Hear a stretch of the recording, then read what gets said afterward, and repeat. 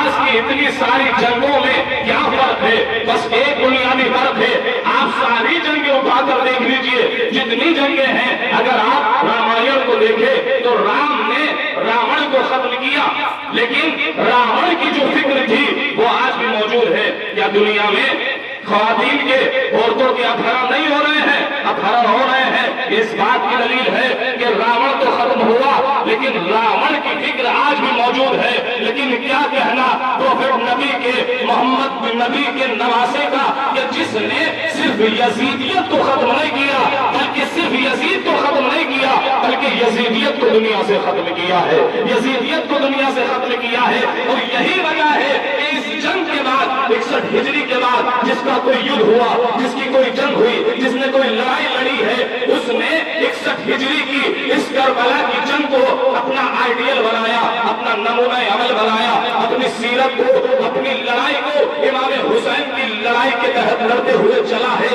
یہی وجہ ہے کہ مہاتما گاندھی نے کہا تھا کہ ہم نے اگر انقلاب کا درس لیا ہے تو کربلا کی جنگ سے لیا ہے، امام حسین سے لیا ہے، امام حسین سے لیا ہے، امام حسین سے، اس لڑائی سے، امام حسین کی جنگ سے ہم نے انقلاب کا درس لیا ہے۔ اس لیے کہ کربلا ہمیں ظالموں کے آگے جھکنا نہیں سکھاتی بلکہ کربلا ظالموں سے لڑنا سکھاتی ہے، ظالموں کے سامنے استقامت عطا کرتی ہے، ظالموں کے سامنے استحکام عطا کرتی ہے۔ اسی لیے تو جوش ولی آبادی نے کہا تھا کربلا ایک تسلسل ہے محیط دوران، کربلا خرمن سرمائے بہے برق تباہ، کربلا قبل بہے ضربت آواز اذاں، کربلا جرأت انکار ہے پیشے سلطان، کربلا جرأت انکار ہے پیشے سلطان۔ جو فرعون جیسے بادشاہ کے سامنے لڑنا سکھائے اسے کربلا کہتے ہیں، جو ظالموں جابر بادشاہوں کے سامنے بولنا سکھائے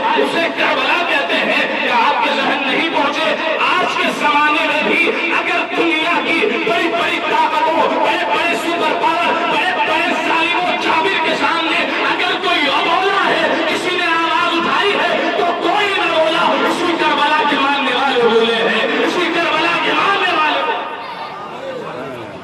اسی کربلا کے ماننے والوں نے آواز اٹھائی۔ کیوں؟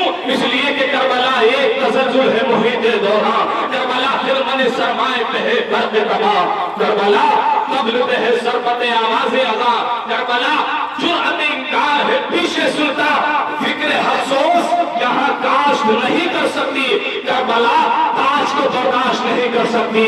جہاں جہاں خلاف حق بات نہ کہی جا سکے اسے کربلا کہا جاتا ہے، اسے کربلا کہا جاتا ہے۔ کہ جہاں باطل کے لیے کوئی قدم اٹھانے والا نہ ہو اسے کربلا کہا جاتا ہے، جہاں جہاں باطل اپنے گھٹنوں پہ چل نہ سکے اسے کربلا کہا جاتا ہے۔ یہی تو درس آج کے رہبر موسم نے دیا ہے، اپنی قربانی پیش کر کے دیا ہے کہ دیکھو ہم کربلا کے ماننے والے ہیں، ظلم جہاں بھی ہوگا، ظلم جہاں بھی سر اٹھائے گا، کوئی بولے یا نہ بولے، کربلا والے بولیں گے، حسین والے بولیں گے، یہ کالے کپڑے پہننے والے بولیں گے۔ کیوں؟ اس لیے کہ حسین والے سب کچھ برداشت کر سکتے ہیں، ظلم برداشت نہیں کر سکتے۔